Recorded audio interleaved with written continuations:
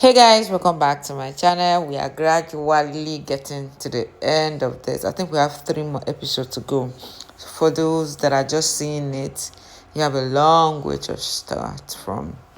So go check for the playlist in the description. The link is there. For those that are up to date, let's continue. Part 101 of How I Married a Man That Didn't Exist. At this point, I couldn't take it anymore. I was wildly uncomfortable. I was super upset and frustrated, so I opened my mouth. And I said, I was like, after everything that you told me, after everything that you promised, after all that talk about you never speaking to Amber, about how she would never be around the girls, and then she was like, well, I noticed when you blocked me, so I accepted her follow request, or I accepted her friend request on the FB. And I told her, I said, no, that's a lie. That I didn't block her and then she added Amber. I blocked her because she added Amber. So now you're trying to fucking lie to me. So you're noticing something that didn't happen and then reacted to it by adding her. You're a fucking liar. And then I straight up told her, I said, I know you've been seeing my book. I know you've been seeing me release my poetry and listening to it. I said, and me blocking you had nothing to do with that either. I said, I blocked you for the sole reason you added Amber on Facebook. I said, that was disgusting. I said, do you know how that made me feel after everything that you said, after everything you watched me go through? And then to take the girls up there to be around her for days? For days? In the same Airbnb? You got an Airbnb and she stayed there with you and with the girls for days. Well, I know, but I asked the girls how they would feel about it, and they said they were okay with it. I highly fucking doubt that, based off of just how uncomfortable they were in that fucking picture. Then she said something that threw me into a rage. Well, I thought we were all just moving on. She's just like her son. Imagine hearing this from someone that have caused you a lot of pain. I thought we were all moving on. She's just like her son. See, children learn best from observation. The son has observed her over the years. Only God knows what she did to her husband, the son's father, I mean. Oh no, this Emily, she might even be worse than her son even. I beg your finest fucking pardon? You watched him absolutely destroy me and you covered for him. You protected him. I did not. How did I do that? Well, she said. I said every time I got close to the truth, you would block it. You protected him while he broke me, let him back in a house that you said my voice mattered in. Y'all are moving on because I never mattered to you. I never mattered to y'all. I left my job, my house, my everything to come be a family and was left on my own instead. I brought up the time about the whole me wanting to look at the Facebook thing and her calling him and warning him and then him actively deactivating it while I'm on the phone with him, while she's sitting right there.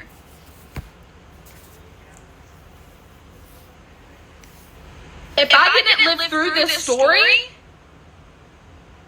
I would not believe this shit is real. Because they ain't no fucking way.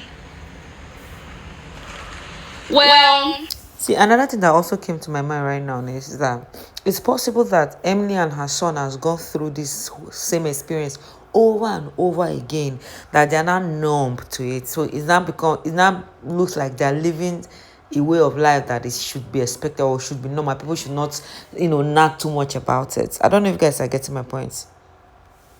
He's doing good in the program and he's getting his life together now. First of all, even if that was true, I don't give a fuck. Second of all, we know that's not true.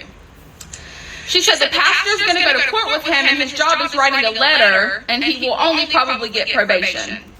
I said, I hope he doesn't. I hope he goes back to jail.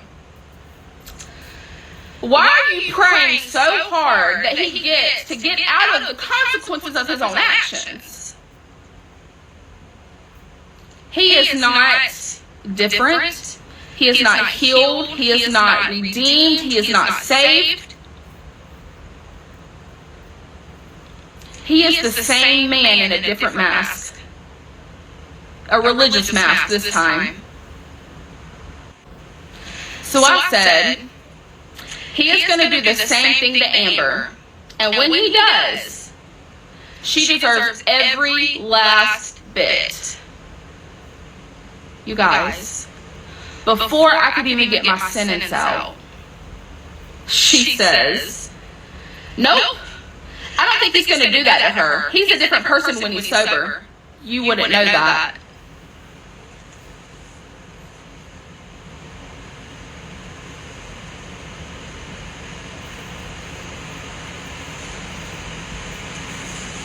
I've never been a violent person. I've never been the type of person to seek revenge. I've never been the type of person to let my anger control my decisions. But I was teetering on a fine line in this moment. I couldn't believe what I had just heard. You wouldn't know that.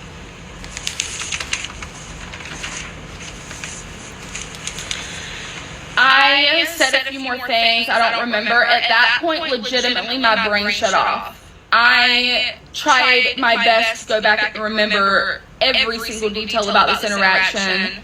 My mind shut off, and I cannot remember what I said after that and what she said in response. I like the fact that she's telling it to Miss Emily in her face. I love that. Was shutting down.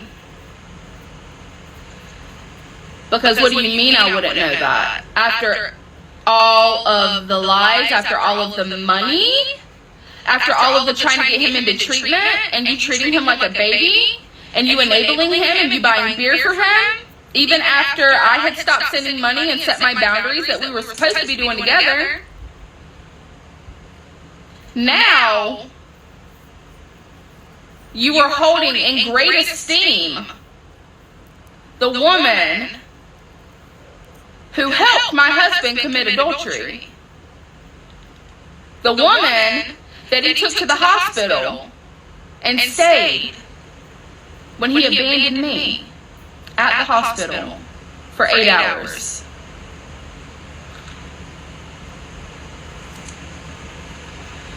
The woman you said you couldn't stand. The woman you said you were going to get to the bottom of and figure out what was going on, when in reality the whole time you fucking knew and you just played in my face. Moms really be like, my son didn't do shit. You're right about that. I told her I had to go. At that point I had more than enough. She had said some shit along the lines of life goes on. Life goes on is easy to say when shit didn't change for y'all.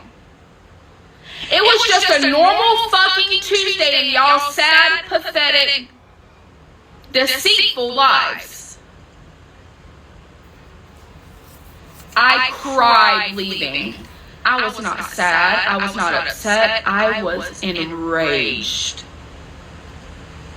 But I took a breath and reminded myself, I never have to see her again. Something big is coming next, besties. Something big is coming next. The fact that even after all the pain these people have caused this lady, they are still lingering around, and as if they're now acting in her face like, we didn't do you anything, and why are you causing so much chaos because of that little thing? Why can't you get over it?